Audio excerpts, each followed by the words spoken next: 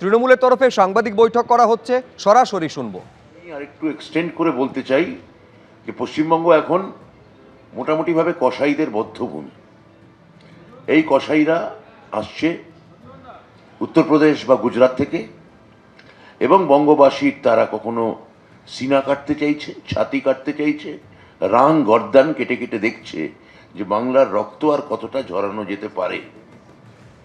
সারাক্ষণ একটা হুমকি, হত্যা, দাঙ্গা, বুলডোজার, এই ধরনের ভাষা সন্ত্রাস গোটা পশ্চিমবঙ্গ জুড়ে ছড়িয়ে পশ্চিমবঙ্গের পরিবেশকে নষ্ট করা হচ্ছে। এবং একটা হুমকি মানে গ্রেপ্তার, অ্যারেস্ট করব, এই একটা সারাক্ষণ হুমকি দেওয়ার ভাষা এখানে সারাক্ষণ ছড়ানো হচ্ছে। মনে রাখতে হবে, কিছুদিন আগে দিল্লির প্রাক্তন মুখ্যমন্ত্রী শ্রী অরবিন্দ কেজরিওয়াল যেদিন ছাড়া পান বিনা শর্তে, এবং সেই দিল্লির আদালত যে আইনজীবী, মানে আমাদের কেন্দ্রীয় সরকারের আইনজীবীকে বলেন, যারে আপনার ওর তো কোনো দোষ নেই, আর আমি এই কারণে ছাড়ছি, আপনাদের কাজটা তো হয়ে গেছে। এই কথাটা সম্মানীয় বিচারক বলেন, আপনাদের কাজটা তো হয়ে গেছে, মানে আপনারা তো কেজরিওয়ালকে অ্যারেস্ট করে ভোটটা জিতে গেছে, তাহলে আর ওকে এখন জেলে ভরে রেখে লাভ কি? এই যে সারাক্ষণ একটা গ্রেপ্তারি এবং এই ধরনের সন্ত্রাসের ভাষা, মনে রাখতে হবে এই আমাদের আইপ্যাকের মতো আপ দলেরও একটা কনসাল্টিং এজেন্সি ছিল, যার কথায় ওই গুজরাটে গিয়ে আহমেদাবাদে আপ দল একটা বিরাট র্যালি করে এবং গোটা আহমেদাবাদ শহর সেদিন রাস্তায় নেমে আসে। তার পরের সপ্তাহে ওই আপের যে কনসাল্টিং এজেন্সি, তার প্রধানকেও ইডি নোটিশ পাঠায় এবং নোটিশ পাঠিয়ে অ্যারেস্ট করে।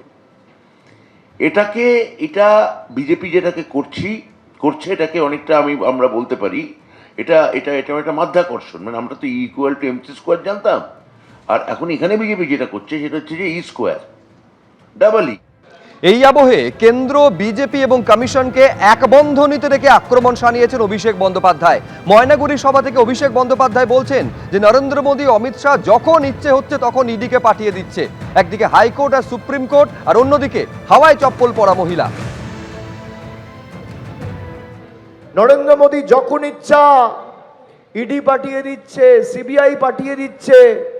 একদিকে নরেন্দ্র মোদী, অমিত শাহ, শয়ে শয়ে বিজেপির নেতা, 10টার উপর মুখ্যমন্ত্রী, 20টা কেন্দ্রীয় মন্ত্রী, নির্বাচন কমিশন, প্যারামিলিটারি ফোর্স, তার সাথে ইডি, তার সাথে সিবিআই, তার সাথে সুপ্রিম কোর্ট, তার সাথে হাইকোর্ট, তার সাথে অর্থবল, আর অন্যদিকে একজন হাওয়াই চপ্পল পরা মহিলার, তার সাথে 10 কোটি মানুষ। এটাই জনগণের ক্ষমতা।